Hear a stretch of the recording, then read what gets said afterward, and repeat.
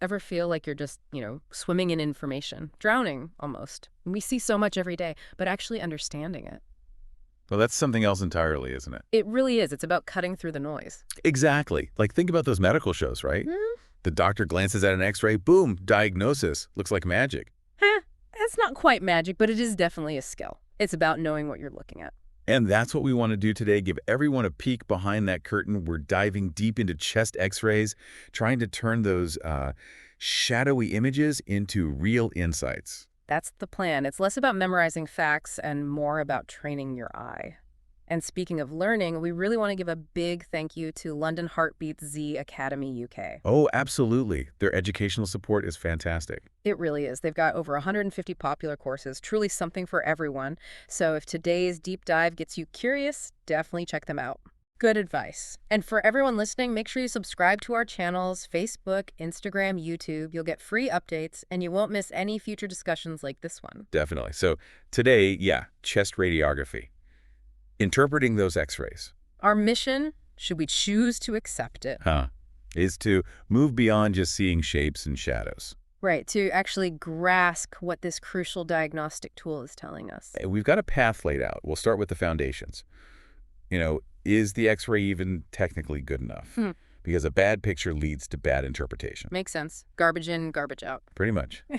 Then we'll look at the basic anatomy, what's what in the chest, from the front view and the side view, build up a sort of map. Okay, map acquired, then what? Then the really interesting stuff, figuring out what those structures tell us about the heart's health. Like, if the heart's too big, Yeah. or problems with the sac around it. Exactly. Chamber enlargement, pericardial diseases, even signs of some congenital conditions, things people are born with.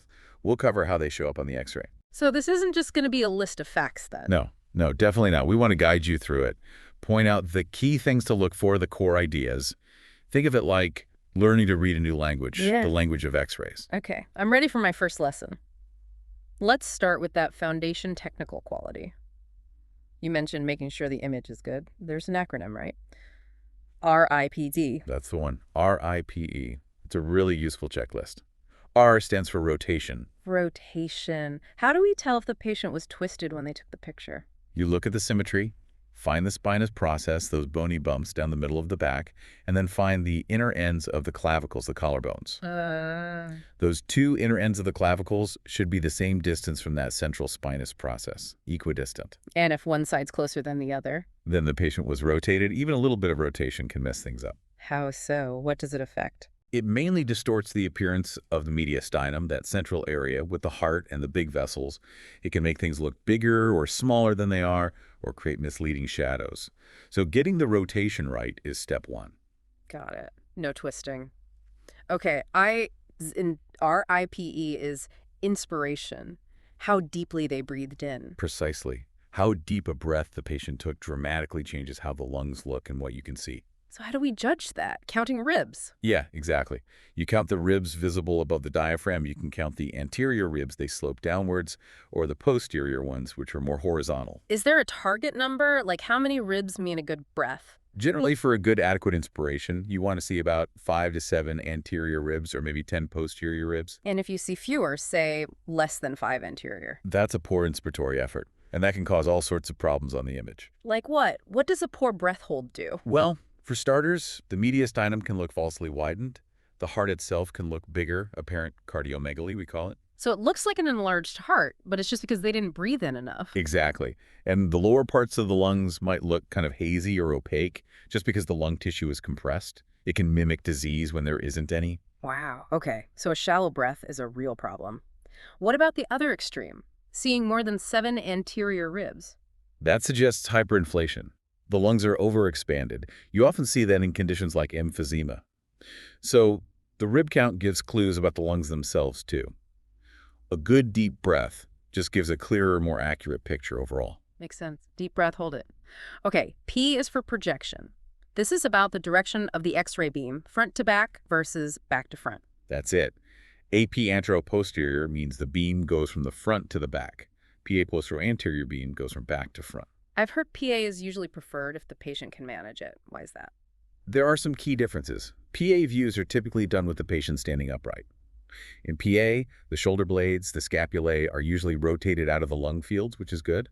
The clavicles look more horizontal. And AP, often done lying down. Yeah, AP is often done portable, maybe with the patient supine, lying on their back. In AP, the heart tends to look magnified because it's further from the detector plate. Ah, so that's another cause of apparent cardiomegaly. Exactly. Also in AP, the scapulae often overlap the lungs, and the clavicles might look more angled, more oblique. So the patient's position erect versus supine really changes things. Absolutely. Even the little bubble of air in the stomach, the gastric bubble, looks different. Erect, it's usually under the left diaphragm with a fluid level. Supine, the air shifts. And yeah, that supine position definitely contributes to the heart looking bigger. So many details. Okay, last letter. E for exposure, how light or dark the image is. Right. Exposure is about the amount of radiation used. You assess it by looking at the vertebral bodies, the bones of the spine through the heart shadow. How visible should they be? With normal exposure, you should just be able to faintly see the outlines of those vertebrae through the heart, especially lower down. And if you can't see them at all? That's probably underexposed. Not enough X-rays got through. The image looks too white or gray. And if it looks really black and you see the vertebrae super clearly? It's overexposed. Too many X-rays hit the detector. Both under and overexposure make it hard to evaluate the lung tissue properly. You lose detail. Okay, RIPE. Rotation, inspiration, projection, exposure. Our quality check. So once we're happy the X-ray is technically okay, what's next? How do we actually start reading it? Systematically.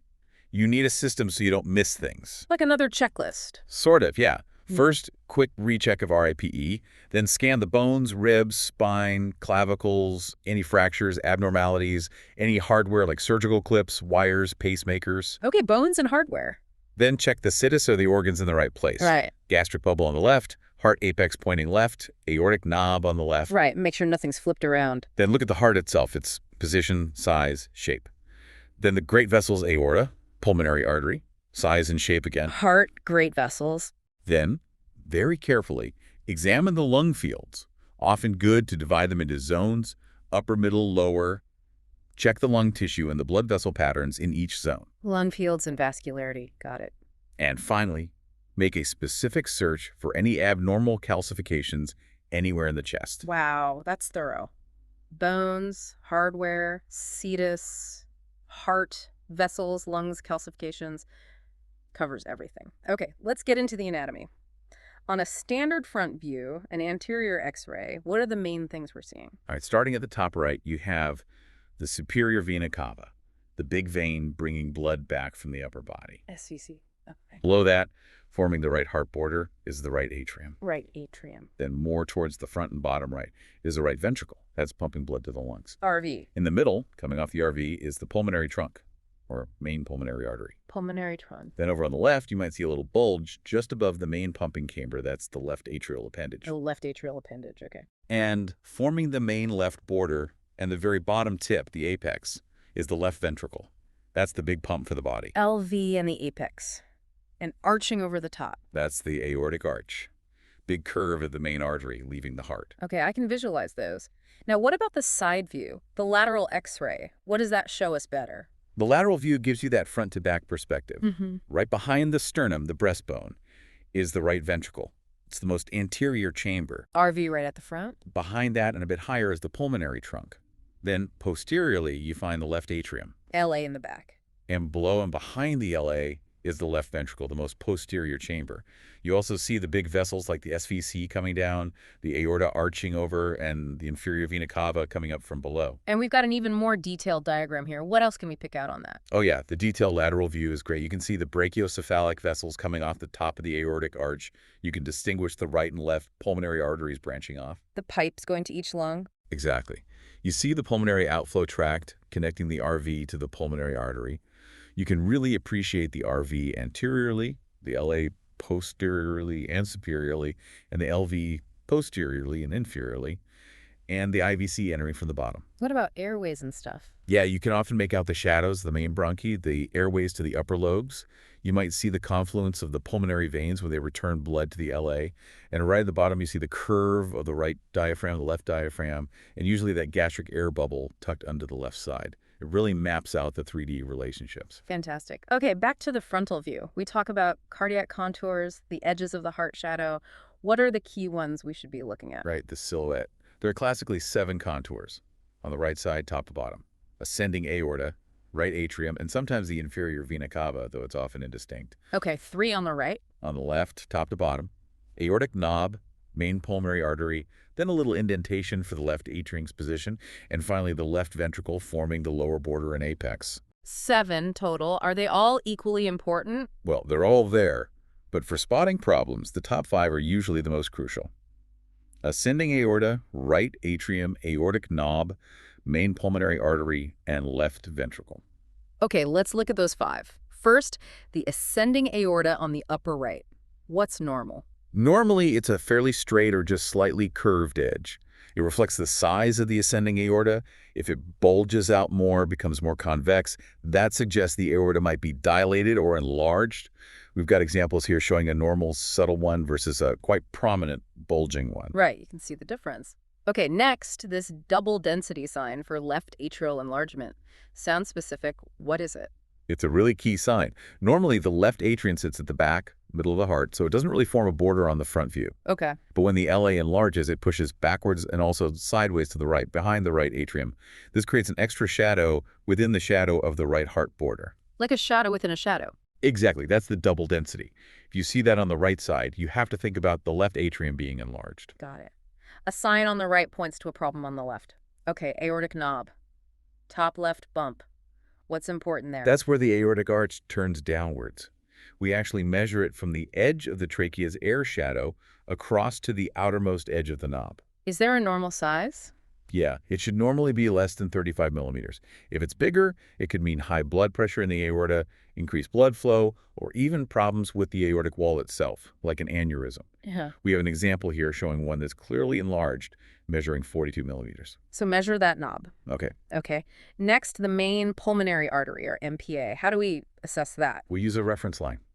Imagine drawing a straight line from the tip, the apex of the left ventricle, up to the aortic knob. Okay, a tangent line. Right. Then you measure the shortest distance, perpendicular, from that line out to the most prominent part of the MPA bulge. Like how far the MPA sticks out from that line. Exactly. Normally, that distance is between 0 and 15 millimeters. And what if it's outside that range? If the MPA bulges out beyond the line, more than 0 millimeters, we call it prominent.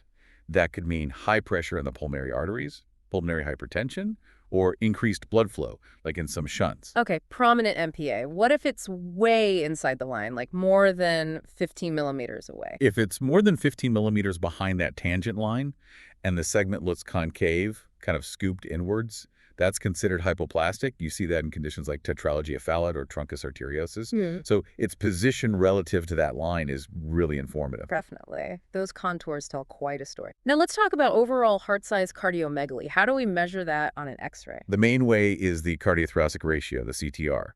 But importantly, you should measure this on a PA view, not an AP. Okay, PA view only for CTR. How's it calculated? You measure the widest horizontal distance of the heart shadow. Let's say the maximum extent to the right from midline is A and to the left is B. So the total heart width is A plus B. A plus B. Got it. Then you measure the widest internal diameter of the chest cavity, usually down near the diaphragm. Let's call that C. Widest part of the chest, C. Okay, the CPR is simply A plus B divided by C. Heart width divided by chest width. What's the cutoff? In adults, a normal CTR is less than 0.55. So the heart should take up less than 55% of the chest width. If it's over 0.55, that suggests cardiomegaly. And newborns? The threshold is a bit higher for them, less than 0.6 or 60%. Okay, so 55% in adults, 60% in newborns means likely enlarged heart. But are there times the CTR could be high even if the heart's normal size, like those technical factors we discussed? Absolutely. Portable AP films are a big one. They magnify the heart. Being obese can alter chest shape. Pregnancy or ascites fluid in the belly pushes the diaphragm up, making the heart look bigger relative to the chest height. What about skeletal things? Yeah, things like pectus excavatum, where the chest dips in, or straight back syndrome can also mess with the ratio. You have to consider those possibilities. Yeah, right. And the flip side, can the CTR be normal, say less than 50%, but the heart still has a problem? Definitely. For example, if the heart muscle is very thick ventricular hypertrophy, but the chamber size isn't proportionally huge, the CTR might be normal. Or if there's an obstruction to outflow, like aortic stenosis. So the ratio isn't the whole story. Not at all. That's why looking at the specific cardiac contours is so vital. A normal CTR doesn't automatically mean a normal heart. You have to look at the shape, too. Good point. So just to summarize the criteria for cardiomegaly. Okay, key things. CTR 0.55 in adults on a PA view. CTR 0.6 in newborns on PA. Any increase in the heart's width by more than 2 centimeters compared to an old X-ray. And specific measurements for elderly folks with emphysema over 15.5 centimeters width in men, over 12.5 centimeters in women. Okay, clear criteria. Now let's zoom in on the individual chambers. How do we spot enlargement of the right atrium, right ventricle, left ventricle? Let's start with the right atrium, or E. RA enlargement often makes the right heart border bulge outwards more. It looks more convex. Sometimes it takes up more than half the height of the right border, or extends over more than, say, 3 rib spaces vertically. Any measurements for RA enlargement? Yeah, you can measure from the midline to the furthest point on the right border. If that's over 5 centimeters in adults or 4 centimeters in the kids, that's suggestive. Also, on the lateral view, you might see fullness behind the sternum as the RA pushes forward. We've got an example here showing that increased curve on the right. Okay, a more curved right border suggests RA enlargement. What about the left atrium, LA? We mentioned the double density sign. What else? Several other signs for LA enlargement. One is widening of the carinali, the angle where the trachea splits into the 2 main bronchi. Normally, it's maybe 45 to 75 degrees.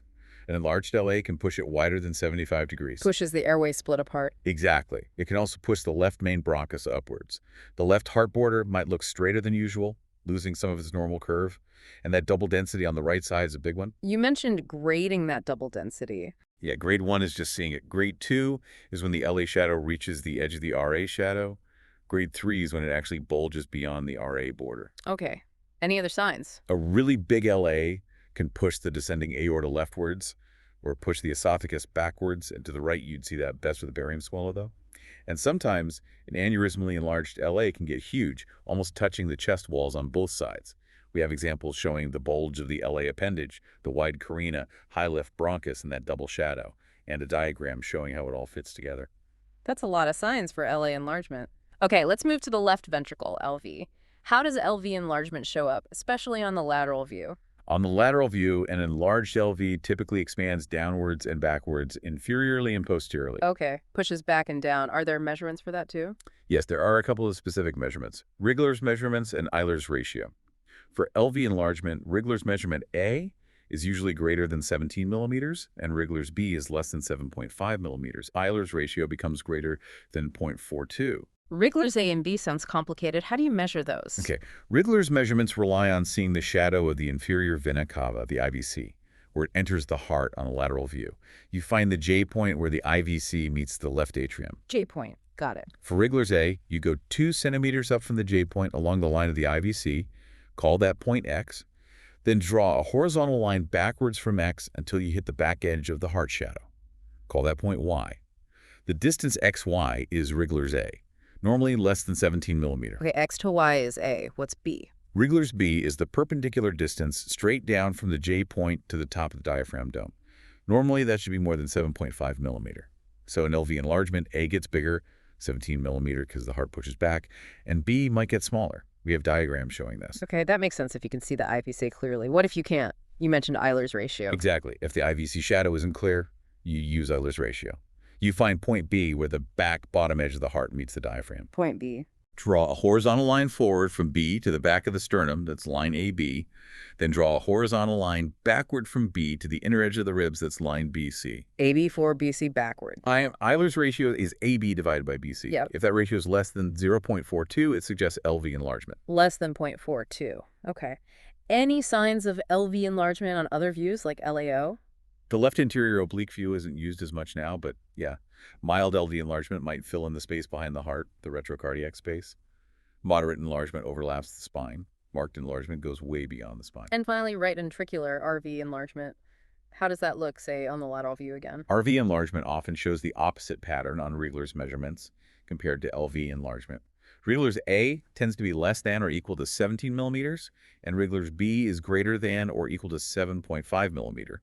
Euler's ratio is often less than or equal to 0.42, similar to LV enlargement in this case, but the overall shape change is different, pushing more forwards. Okay, so the measurements can help differentiate LV from RV enlargement in the lateral view. That covers chamber enlargement well. Now, what about The pericardium, the sac around the heart. Let's talk pericardial disease, starting with pericardial effusion fluid buildup. Right, fluid in the pericardial sac. Several classic X-ray signs. Often, the vascular pedicle, the bundle of great vessels at the top, looks narrow. They are pedicle. Okay, Yeah. usually see cardiomegaly, a big heart shadow, and the size often relates to how much fluid there is. Mm. The shape becomes very rounded, globular, the classic water bottle heart shape. Water bottle heart, that's memorable. Yeah, and you typically don't see specific chambers bulging out. It's just overall roundness. The cardiophrenic angles where the heart meets the diaphragm become very sharp, very acute. Pointy angles at the bottom corners. Exactly. The lung vessels might look less prominent, oligemic. Mm-hmm. And the key thing is that the heart shape can change quite dramatically if you take an X-ray with the patient lying on their side at decubitus view because the fluid shifts. Ah, the fluid moves with gravity. Any other signs? There's the epicardial fat pad sign. If the strip of tissue between the fat pad on the heart surface and the fat in the mediastinum looks thicker than 2 millimeters, that can suggest fluid in between. We have great X-ray showing the water bottle shape, narrow pedicle, and sharp angles. Okay, water bottle heart is effusion. But how do you tell that apart from dilated cardiomyopathy, DCM, where the heart muscle is weak and the chambers are just big and floppy? Both cause a big heart shadow, right? Good question. It can be tricky. In DCM, you can often still identify which chambers are enlarged, especially the LV. The cardiophrenic angles in DCM are usually obtuse, wide, not sharp. Okay, obtuse angles in DCM. You often see signs of fluid backup in the lungs in DCM, pulmonary venous hypertension, maybe curly lines because the pump is failing. Yeah. You don't usually see that with simple effusion. Makes sense. Also, the heart shape in DCM doesn't change much with position. The vascular pedicle is usually normal or wide, not narrow. And if you could watch it move with fluoroscopy, a DCM heart still pulsates, while a large effusion dampens the pulsations. Helpful differences. Okay, what about constrictive pericarditis, where the sac gets thick and stiff? Christian, yeah, the X-ray might show straightening of the right heart border. You might actually see the thickened pericardium if it's over 4 millimeter. And a key finding, though only seen in about half the cases, is pericardial calcification, calcium deposits in the stiffened sac. Calcification, like a shell around the heart. Sometimes, yeah. You might also see dilated SVC and azygos vein because the stiff pericardium is squeezing the heart and backing up venous blood. We have an image showing that calcification clearly. Right, you can see the white calcium outline. Lastly, for pericardium congenital absence, being born without it. Rare, but it happens. Might see a bulge near the main pulmonary artery. The heart edges might look unusually sharp. The right heart border might seem missing. And on the lateral view, the heart might sit further back from the sternum because the ligament holding it forward isn't there. Interesting subtle clues. Okay, let's shift to the pulmonary circulation. The blood vessels in the lungs. What does normal look like on X-ray? 3 key features for normal pulmonary circulation. First, the right descending pulmonary artery, the RDPA, should measure less than 17 millimeters in diameter just before it branches. RDPA, 17 millimeter. Okay. Second, normal flow distribution. When standing upright, gravity makes more blood flow go to the bases, the lower parts of the lungs, and the apices, the top parts. So the vessels at the bases normally look bigger than vessels at the apices. More flow down low. Makes sense. Third, normal tapering. As vessels go from the center of the chest out towards the edges, they should get progressively smaller. Nice, smooth tapering. Okay, RDPA size, base apex flow, and tapering. That's normal. What happens in pulmonary venous hypertension? PVH, pressure backing up from the left heart. In PVH, that RDPA often gets bigger, Yeah. 17 millimeter. And the flow pattern reverses or equalizes. The upper lobe vessels become the same size or even larger than the lower lobe vessels. So blood backs up and redistributes upwards. Exactly. We call it cephalization of flow, or the antler sign. The prominent upper lobe vessels look like antlers. Antler sign, got it. There's Yeah. also a classification system, Larry Elliott's. Yeah, it grades PVH severity based on X-ray findings, correlating roughly with the pulmonary capillary wedge pressure, PCWP. Okay, briefly, what are the grades? Grade 0 is normal, PCWP 12. Grade 1, PCWP 13-17, is that redistribution, the cephalization or antler sign. This happens because of early fluid buildup, low oxygen causing vessel constriction in the bases, things like that. Okay, grade 1 equals redistribution. Grade 2, PCWP 18-25, means more fluid interstitial edema. You see things like thickening around the airways, parabronchial cuffing, curly lines, maybe some fluid between lung lobes or around the lung, pleural effusion, and hazy hillock. Grade 2 is ankylosing interstitial signs, curly lines. Grade 3, PCWP 25, is severe alveolar edema. Fluid is actually in the air sacs. That gives you diffuse, patchy, cotton wool-like opacities throughout both lungs. Grade 3 was alveolar edema, cotton wool lungs. Okay, you mentioned curly lines in grade 2. What are those exactly? A, B, and C? They represent fluid in the lung's interstitial tissue, the scaffolding between the air sacs, often in the septa between lung lobules and swollen lymphatics. Okay, what's the difference between A, B, and C? Curly B lines are the most specific for PVH. They are short, thin, horizontal lines right out at the edges of the lower lungs, perpendicular to the pleura, like little ladders at the bottom corners. Curly B, short, horizontal, peripheral, lower lobes, specific. Curly A lines are longer, maybe a few centimeters, radiating up from the hilum towards the periphery, often in the upper or mid zones, less specific than B lines. Curly A equals longer radiating from hilum. And curly C lines are basically a fine, lacy network you might see when both A and B lines are present, suggesting more widespread edema. Got it. B lines are the key ones to look for. Now, what about pulmonary plethora? Sounds like too much blood flow. Exactly. Increased blood flow to the lungs, usually from a left to right shunt like an ASD or VSD. On X-ray, all the pulmonary arteries, central, lobar, segmental look enlarged and prominent. Thicker pipes everywhere. Yeah. You might see prominent, maybe nodular-looking vessels. Both upper and lower lobe vessels are big. The RDPA is 17 millimeter. The ratio of the RDPA to the trachea diameter might be 1. You usually need a shunt of more than 2.1 flow difference to see obvious plethora. Okay. Plethora equals big vessels everywhere due to shunts. What's the opposite? Pulmonary oligoemia. Right. Oligoemia means decreased blood flow to the lungs. You see this in some cyanotic heart diseases, for instance.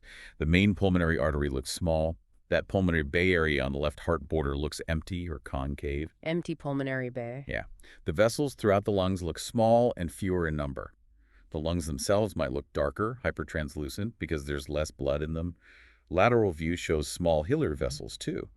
We have an X-ray showing that empty bay. Okay, oligoemia, small vessels, dark lungs, empty bay. What about pruning? Sounds like trimming branches. It kind of looks like that. Pruning is when the main central pulmonary arteries are large, maybe dilated, but then they suddenly taper down very quickly to really small peripheral vessels. Big central, tiny peripheral. Right. You see this often in Eisenmenger's syndrome or long-standing pulmonary arterial hypertension. PH. It reflects damage and narrowing of the small arteries and arterioles from chronic high pressure, often starting from a large shunt. We've got an image showing that abrupt tapering. Pruning is a sign of chronic high pressure, often post-shunt. Okay. And pulmonary embolism, PE. Blood clots in the lungs. Any X-ray signs? Chest X-ray can be helpful, but it's often normal in PE, or the signs are subtle or nonspecific. But there are some classic things to look for, though they aren't always present. Like what? Westermarck sign is an area of the lung that suddenly looks darker, less vascular, because a clot is blocking flow to it. Hampton's hump is a wedge-shaped white area out in the periphery, base against the pleura, suggesting lung tissue death due to the clot. Westermarck, dark. Hampton's, white wedge. Fleissner's sign is a prominent central pulmonary artery, may be dilated because of the downstream blockage. Powell's sign is a dilated RDPA. Chang's sign is dilation and then abrupt cutoff of the RDPA. We have an example of Hampton's hump here. So some signs, but maybe not reliable enough on their own for PE. Often, yeah. Other imaging, like CT scans, are usually needed. Okay. Last one in this section. Valvular pulmonary stenosis, PS. Narrowing of the pulmonary valve. With valvular PS, the heart size might be normal overall. The key finding is often post-stenotic dilation. The main pulmonary artery just beyond the narrow valve bulges out because of the turbulent jet of blood hitting it. The left pulmonary artery might also be dilated. So bulge after the valve. Right. And the lung vascularity itself might be normal or even decreased because less blood is getting through the narrowed valve overall. We have an X-ray showing that enlarged MPA. Okay, that covers pulmonary circulation changes. Now, let's tackle congenital heart disease, CHD. Big topic. Let's start with acyanotic types where kids aren't typically blue. First up, atrial septal defect, ASD. Hole between the atria. ASD usually causes a left to right shunt. So on X-ray, you typically see signs of increased pulmonary blood flow, pulmonary plethora. The main pulmonary artery, MPA, and right pulmonary artery, RPA, are often dilated. And the heart apex might look like it's formed by the enlarged right ventricle and RV apex. Plethora, big PAs, RV apex for ASD. What about ventricular septal defect, VSD? Hole between ventricles. VSD also causes a left to right shunt. Findings depend on size. Often see pulmonary plethora again. Because the extra blood returns to the left side, you often see left atrial enlargement. Interestingly, the aorta might look normal or even a bit small. So VSD equals plethora, LA enlargement, maybe smallish aorta, and patent ductus arteriosus, PDA, that fetal vessel stays open. PDA connects the aorta and pulmonary artery, also a left-to-right shunt. Similar to VSD, you often get pulmonary plethora and left atrial enlargement. But with PDA, because the shunt comes off the aorta itself often looks enlarged too. Ah, so VSD equals LA up, aorta down normal, PDA equals LA up, aorta up. That's a helpful difference. It can be, yeah. And in adults with a long-standing PDA, you might even see calcification in the ductus itself, like little railroad tracks. Plus the plethora, prominent MPA, and maybe an LV apex. Okay. What about coarctation of the aorta? Narrowing of the aorta. Coarctation, yeah, it usually happens just after the arteries to the arms branch off. Classic sign on X-ray, especially in older kids or adults, is the figure of 3 sign. The aorta indents at the narrowing, then bulges out just below it, making a 3 shape along the edge. Figure of 3. And if you do a barium swallow, the esophagus behind it can show a mirror image, reverse 3 or E sign. Okay. And rib notching. Yeah, that's another key sign, especially later on. The narrowed aorta forces blood through collateral arteries, mainly the intercostal arteries running under the ribs. These enlarge over time and erode the bottom edges of the ribs, causing notches. Wow. Are there other causes of rib notching beside coarctation? Yes, quite a few actually. Other types of aortic or subclavian artery obstruction, like from Takayasu arteritis or certain surgical shunts, chronic SVC obstruction, rare things like intercostal AV fistulas or neurofibromatosis. So it's suggestive, but not 100% specific to coarctation. Good to know. Okay, let's move to cyanotic CHD, where babies are blue, Yeah. often grouped by lung vascularity, right? Decreased or increased. Which ones typically have decreased flow to the lungs? Oligamia. Right. Cyanotic conditions with typically decreased vascularity include tetralogy of Fallot, TOF, truncus arteriosus type C, tricuspid atresia, sometimes transposition of the great arteries, TGA, and Epstein's anomaly. Okay, let's take TOF, tetralogy of Fallot. Classic cyanotic condition. What's the X-ray look like? TOF has that classic boot-shaped heart. The heart apex is upturned and formed by the enlarged right ventricle, RV apex. The main pulmonary artery segment is often concave or scooped out because of the pulmonary stenosis. And the lungs look dark due to pulmonary oligamia. We have a picture of that boot shape here. Boot-shaped heart for TFS. Got it. Now, which cyanotic conditions usually have increased pulmonary vascularity? Plethora. Those would include truncus arteriosus types 1, 2, and 3, total anomalous pulmonary venous connection, TAPVC, sometimes tricuspid atresia or TGA, depending on other factors, and single ventricle situations. Let's look at TAPVC, the supercardiac type. That has a classic sign too, doesn't it? It sure does. Supracardiac TAPVC, where all the pulmonary veins drain into a vein above the heart, often creates the figure of 8 or snowman appearance. Snowman, how is that formed? The top part, the snowman's head, is formed by the dilated vertical vein on the left, the innominate vein across the top, and the SVC on the right. The bottom part, the body, is the enlarged right atrium receiving all that extra blood. It's quite distinctive when you see it. We have a perfect example here. Snowman TAPVC. Okay, what about the scimitar sign? That's related to PAPVC. Yes, partial anomalous pulmonary venous connection. The scimitar sign is specific to a type where veins from the right lung drain abnormally down into the inferior vena cava near the diaphragm. This anomalous vein shows up as a curved, sword-shaped vessel shadow in the right lower lung. Looks like a scimitar. We've got an image of that too. Scimitar vessel, EBPVC to IVC. Cool name. What about Epstein's anomaly again? We said it has decreased flow, but what's the heart shape? Epstein's affects the tricuspid valve, leading to a huge right atrium. This often creates a massive box-shaped cardiac silhouette on the X-ray. The pulmonary artery is usually small, hypoplastic, and yeah, the vascularity is decreased. Here's an example of that boxy heart. Box-shaped heart, Epstein's, and Eisenmenger's syndrome. We mentioned pruning earlier. What's the overall picture? Eisenmenger's is the end result of a large left-to-right shunt, like ASD, VSD, PDA, that wasn't fixed. Over time, pulmonary pressures get so high that the shunt reverses to right to left, causing cyanosis. The X-ray shows those really big central pulmonary arteries with abrupt pruning of the peripheral vessels. You also see right ventricular and right atrial enlargement from the high pressure. The left side of the heart, interestingly, might have returned to a more normal size. So signs of severe PAH with RVRA enlargement after a long-standing shunt. Okay. Let's switch gears to devices. Pacemakers and ICDs. What does a standard pacemaker look like on X-ray? You'll see the pacemaker generator, that little metal can, usually implanted under the skin in the upper chest, often on the left. Then you'll see the thin wire, the lead, snaking through the veins down into the heart, typically with its tip in the right ventricle.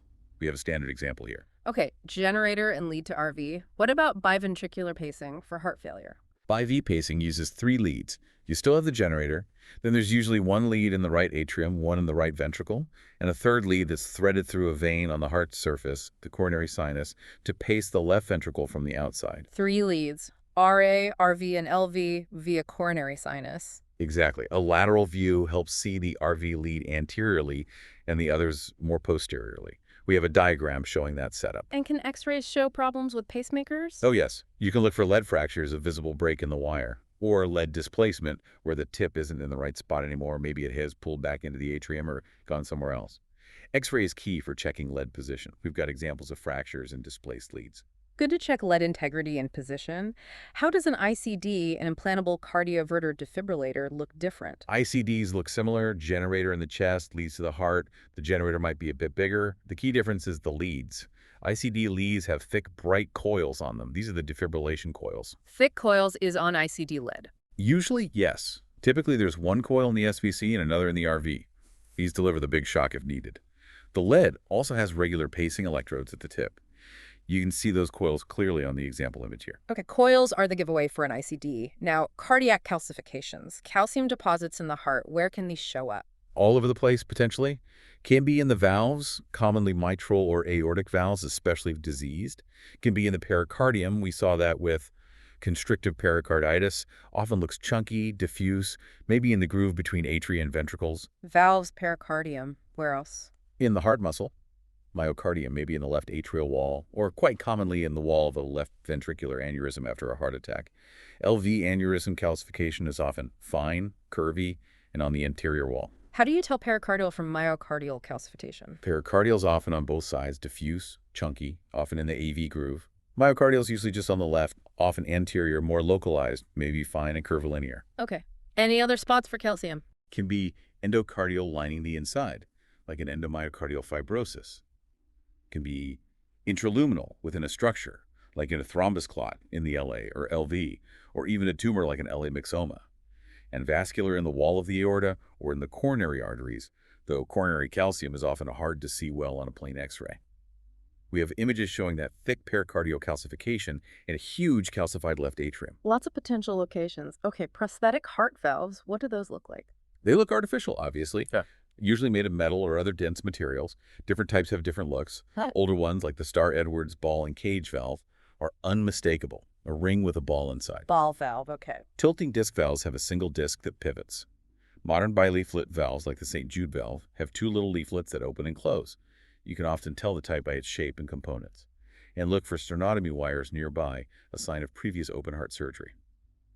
We have examples of a few types here. Right, artificial structure in a valve position, plus maybe sternotomy wires. Now, diseases of the aorta. Aortic dissection. You mentioned the eggshell sign. Yes, the eggshell sign. It's specific but not very sensitive, meaning it's not often seen, but if you see it, it strongly suggests dissection. It refers to calcification in the inner layer of the aortic arch that looks separated from the outer edge of the aorta shadow. How much separation? More than 5 millimeter separation between that calcium line and the outer aortic border. It implies blood has tracked between the layers, pushing the calcified intima inwards. Take a look closely at the aortic knob area. We have an example showing that displaced calcium line. Subtle but important sign. Okay, wrapping up with some miscellaneous findings. Left superior vena cava, SVC. A normal variant, present in maybe 0.5% of people. It's an extra vein on the left side draining the left arm and head, usually down into the coronary sinus vein on the back of the heart. On X-ray, it might just cause some subtle fullness or widening in the upper left mediastinum. Okay, extra vein on the left. What's an aortic nipple? Another normal variant, seen in maybe 5% of people. It's a little bump just below the aortic arch on the left, caused by the left superior intercostal vein looping over. Important not to mistake it for a lymph node or something serious. It's just a vein. Aortic nipple equals normal vein bump. Got it. Cetus inversus, organs flipped. Right.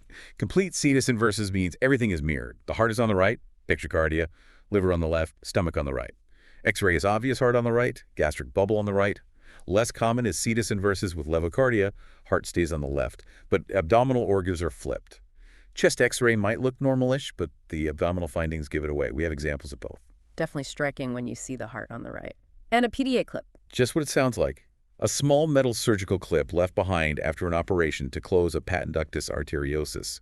You'll see it near the aorta and pulmonary artery. Confirms prior surgery. Here's an X-ray showing one. Okay, that covers a lot of ground. Now time for a quick quiz to reinforce all this. We've got some case X-rays. First one, cyanotic newborn.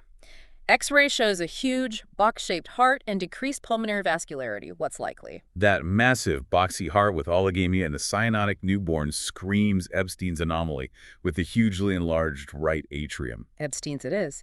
Next, 8-year-old acyanotic child. X-ray shows pulmonary plethora, dilated MPA and RPA, and an RV apex. Diagnosis. Plethora, big pulmonary arteries, RV enlargement. That's classic for an atrial septal defect, ASD, with a significant left-to-right shunt. ASD. Correct. Right. Next, 25-year-old lady with dyspnoea. X-ray shows signs of left atrial enlargement, maybe double density, and definite curly B lines. What condition? LA enlargement plus curly B lines points strongly to elevated pulmonary venous pressure. In a young woman, mitral stenosis is a very likely cause. Mitral stenosis, spot on. Next, 65-year-old man with dyspnoea. X-ray shows a huge globular water bottle heart, narrow vascular pedicle, and acute cardiophrenic angles. That's the textbook appearance of a large pericardial effusion. Pericardial effusion, exactly. Next, 35-year-old acyanotic female. Findings like the ASD case, plethora big PAs, but maybe the central PAs look really big, and perhaps some peripheral pruning. Diagnosis given is ASD with pulmonary arterial hypertension, PAH. How does the PAH show? You'd see the signs of the shunt, plethora, but the PAH adds disproportionately large central pulmonary arteries and potentially that pruning pattern in the periphery as the small vessels constrict or get damaged from the high pressure. Right. Superimpose signs of PAH. Next, X-ray shows the aortic knob is on the right side and the descending aorta tracks down the right side too. Aortic knob on the right. That's a right aortic arch. Simple as that. Right aortic arch. X 4-month-old cyanotic infant. X-ray shows the classic snowman or figure of 8 cardiac silhouette. The snowman sign. That's pathognomonic for supracardiac total anomalous pulmonary venous connection, TAPVC. TAPVC. Perfect. Next, 3-month-old cyanotic child with DTGA transposition. What might we see on the X-ray? TGA often, though not always, shows a narrow upper mediastinum, giving the heart an egg on a string appearance. Vascularity can vary. Egg on a string. Good descriptor. Last one, 8-year-old acyanotic child with a ventricular septal defect, VSD. Typical X-ray findings. For a significant VSD, you'd expect to see pulmonary plethora increased vascular markings throughout the lungs due to the left to right shunt. May also see some LA or LV enlargement, depending on the shunt size. Pulmonary plethora is key for VSD. Yeah. Excellent. That quiz really helps cement some of those patterns. Good way to review. Seeing the patterns in context makes a big difference. Absolutely. Well, we have journeyed deep into the world of chest X-ray interpretation today. From RPE to rare congenital anomalies, we've covered so much. If you had to boil it down, what are the absolute must-remember takeaways for our listeners? I'd say number 1 is, be systematic. Always. Use RPE first to check quality. Then follow a consistent pattern, bones, cetus, heart contours, vessels, lungs, calcifications. Don't jump around. System. Got it. Second, learn to recognize those key patterns and contours. The shape of the heart borders, the size of the pulmonary artery, the presence or absence of plethora or oligamia, signs like the double density or curly lines. Those visual clues are powerful. Remember the water bottle, the snowman, the boot shape? Exactly. Those descriptive terms stick because they represent real pathological patterns. Understanding those patterns is the core of interpretation. It's truly amazing how much information is packed into what looks like a simple black and white picture. It really is. It's a window into the chest, and learning to read it is an incredibly valuable skill. It definitely makes you wonder about the future, doesn't it? Where does medical imaging go from here? What new ways will we find to visualize what's happening inside us? That's the exciting part. Technology is always advancing. And what new understandings of health, disease, and the human body would those advancements bring? It feels like we're constantly refining our ability to see. Having this foundational knowledge, like understanding a chest X-ray, really helps appreciate those future steps and empowers our whole understanding of medicine. Well said. A solid foundation is key. Goodbye.